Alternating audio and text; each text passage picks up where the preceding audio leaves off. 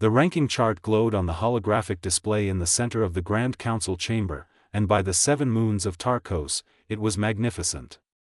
463 species, all neatly categorized by combat effectiveness, threat assessment, and what Captain Vorn of the Caltherian Defense Fleet liked to call the "oh no" factor.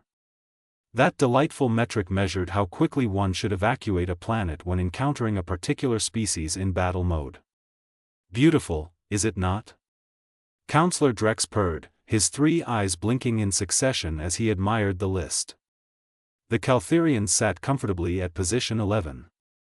Respectable. Dangerous enough to warrant caution, but not so terrifying that other species refuse trade agreements. The Vrwenen swarm held position 1, naturally. 6 limbs of pure aggression, acid blood, and a hive mind that made tactical planning look like child's play. Position 2 belonged to the Thornak Empire, whose idea of negotiation involved bringing enough firepower to crack a moon, down at position 463. The Puffle. Adorable little fur balls whose greatest threat involved excessive cuteness and a tendency to accidentally short-circuit weapon systems by nesting in ammunition stores. Everything made sense. Everything had order. Then the human walked in, Lieutenant Marcus Webb, if the translation matrix had his name correct. He was part of the new species that had just achieved faster-than-light travel about 6 cycles ago. Fresh faces to the galactic community. The humans had been thrilling, really, with their chaotic energy and bizarre cultural references nobody understood. Ah, Representative Webb. Drex stood, gesturing with 2 of his 4 arms. Welcome, welcome. We were just reviewing our combat effectiveness rankings. Standard procedure for all species joining Federation space. Helps with military coordination, threat assessment, you understand. The human tilted his head, and something about that gesture made Vorn's sensory tendrils itch. Webb walked closer to the display, hands casually shoved into his pockets. Such a strange species, wearing fabric coverings even in climate-controlled environments. Combat effectiveness rankings, Webb repeated slowly, his eyes scanning the holographic list. So this is like, what, a tier list for the entire galaxy? Precisely. Drex seemed pleased. Your people will be assessed and placed accordingly. Nothing to worry about. Most newly spacefaring species rank somewhere between position 300 and 400. Perfectly adequate for defensive operations and supporting roles in Federation conflicts. Webb nodded, still reading. His finger traced down the list. Past the Kronar Berserkers at position 27. Past the Silicate Collective at position 94. Past the Yendri Peacekeepers at position 206. Okay, so let me get this straight, Webb said, turning back to face the Council. You rank species by how scary they are in a fight. Crude, but essentially accurate, Vorn admitted. And everyone just accepts their position? No arguments? No appeals process? Drexa's scales rippled with amusement. The rankings are based on extensive data. Biological capabilities, technological advancement, strategic thinking, pain tolerance, aggression indexes. Very thorough. Very scientific. Right, Webb said, nodding again. Super scientific. So where exactly do humans fit on this list? The question hung in the air like a solar flare about to explode. Drex glanced at Vorn. Vorn glanced at Counselor Thess, whose crystalline form refracted the light nervously. They had not actually completed the human assessment yet. Standard protocol dictated observing a species for at least 10 cycles before ranking, but the human seemed eager for information. Well, Drex began carefully, your species is still under evaluation, but preliminary estimates suggest somewhere around position 340. Perhaps 330 if your weapons development continues at current pace. Quite good for a newly emerged species, truly. Webb's expression did not change. That was the first warning sign. 340, he repeated. Give or take. So below the Zentari? Those guys who breathe methane and move at the speed of continental drift? The Zentari have exceptional defensive capabilities and can survive exposure to hard vacuum for extended periods, Thess pointed out, her voice chiming like wind through ice caves. They're slower than a tax refund. I do not understand that reference. Webb pulled out a small device from his pocket. A data pad, Vorn recognized. Humans loved their portable technology. He tapped the screen several times, and his expression shifted into something that made every survival instinct Vorn possessed start screaming that it was a smile. But not the friendly kind. So let me share something interesting I found while researching Federation history, Webb said, his voice taking on a tone that could only be described as aggressively casual. Your species, Counselor Drex, the Caltherians. Position 11. Very impressive. Know what I noticed about your combat record? Drex's scales had stopped rippling. You have not actually won a major conflict in about 200 years. Lots of defensive victories, sure. Great at holding territory. But offensive operations? Not so much. Yet somehow you stay at position 11. Our biological advantages are significant, yes, Webb interrupted, waving his hand dismissively. 4 arms, enhanced strength, redundant organs, accelerated healing. All great stuff. But here is where it gets fun. You know what humans have? Silence filled the chamber. Spite, Webb said cheerfully. Unbelievable, unreasonable, absolutely ridiculous amounts of spite. Vorn's sensory tendrils curled inward defensively.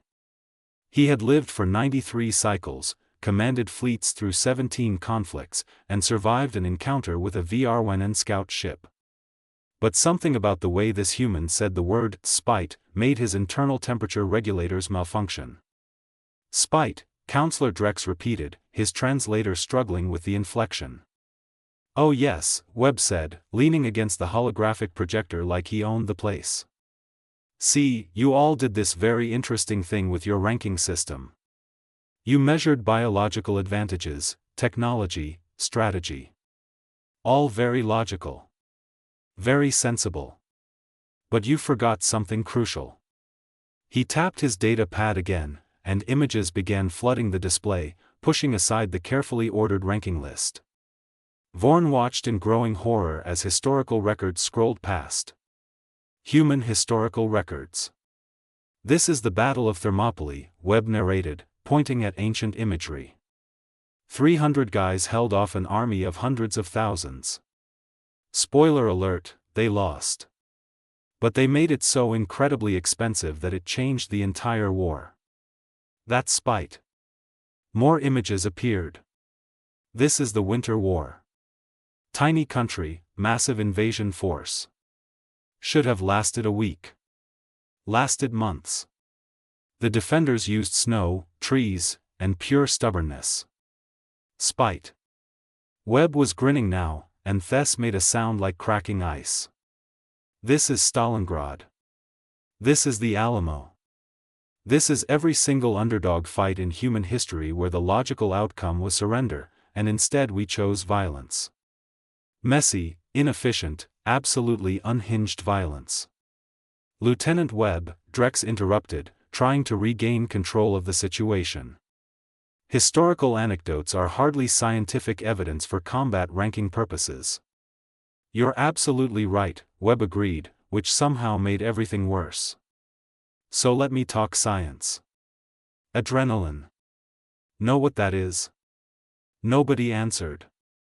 It's a chemical our bodies dump into our bloodstream when we're scared or angry.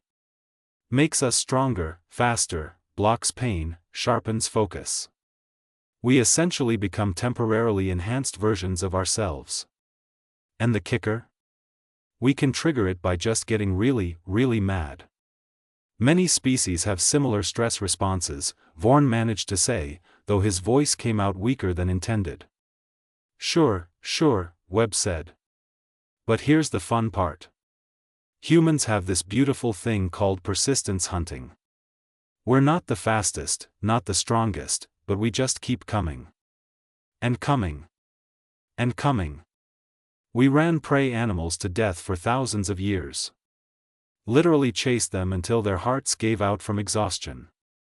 The holographic display shifted again, showing biological data. Human biological data. Look at this healing rate. Look at this pain tolerance spectrum. Look at this adaptability index. We can survive in temperatures ranging from -40 to +50 degrees Celsius. We eat things that would poison half the species in this room. We've voluntarily set ourselves on fire for entertainment. That cannot be accurate, Thess said, her form flickering with distress. Oh, it's accurate. We call them stunts. Sometimes we do them for money. Sometimes we do them for fun. Sometimes we do them because someone said we couldn't. Webb walked up to the ranking display, that smile still plastered on his face. He reached position 11, where the Caltherians sat proudly, and kept scrolling upward. Past position 10. Past position 5. He stopped at position 1. The VRWNN swarm, he read aloud. Hive mind, acid blood, 6 combat limbs, adaptive exoskeleton. Very scary. Absolutely terrifying. Definitely earned that top spot. Drex relaxed slightly. Perhaps the human was finally showing appropriate respect for established hierarchy. But here's a question, Webb continued, and that relaxation evaporated instantly. Has the VRWNN swarm ever fought a species that weaponizes music? What? Because we have. We've studied acoustic warfare. We've developed sonic weapons. We've used sound frequencies to shatter glass, disorient enemies, cause internal bleeding. And we invented rock concerts before we invented interstellar travel, so we have a really good head start on understanding how to make noise hurt. The data pad screen shifted again, showing schematics. Weapons schematics. Human weapons schematics. Chemical weapons. Biological weapons. Nuclear weapons. Kinetic bombardment. Railguns. Laser systems. Plasma cannons. We've had most of these for less than 500 years, and we've already used several of them on ourselves. During internal conflicts. Because we couldn't agree on economic systems. Vorn felt his chromatophores shifting through colors he had no conscious control over. Warning colors. Distress colors. And my personal favorite, Webb said, zooming in on one particular schematic. This beauty is called a kinetic harpoon. We strap rockets to a big chunk of metal and drop it from orbit. No explosives needed. Just mass, velocity, and gravity. Physics becomes the weapon. We invented these during our pre-FTL era for hypothetical planetary defense, but honestly, we mostly just thought they looked cool. Lieutenant Webb, Drex said slowly, all 4 of his hands spread in what his species considered a calming gesture. I believe there may have been some miscommunication regarding your species placement. Perhaps we should reconvene after further assessment. Oh no, Webb said, shaking his head. I think we should finish this conversation. Because here's the thing about your ranking system.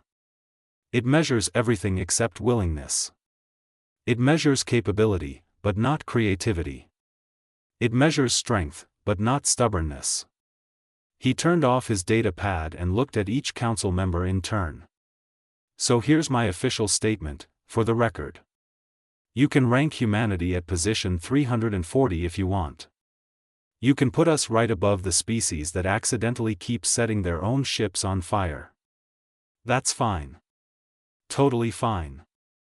The pause stretched like a wire about to snap. But the next time something scary shows up, the next time some threat appears that has the whole Federation running for the bunkers, remember something. Remember that you ranked the species that invented nuclear weapons as a side project while trying to understand how stars work. Remember that you underestimated the species that looked at the hostile vacuum of space and said, let's go play in that. Remember that you dismissed the species whose idea of a fun movie involves blowing up planets, fighting aliens, and somehow making it romantic. Webb headed toward the exit, then paused at the doorway. Position 340, he said, voice dripping with that beautiful, terrifying human sarcasm.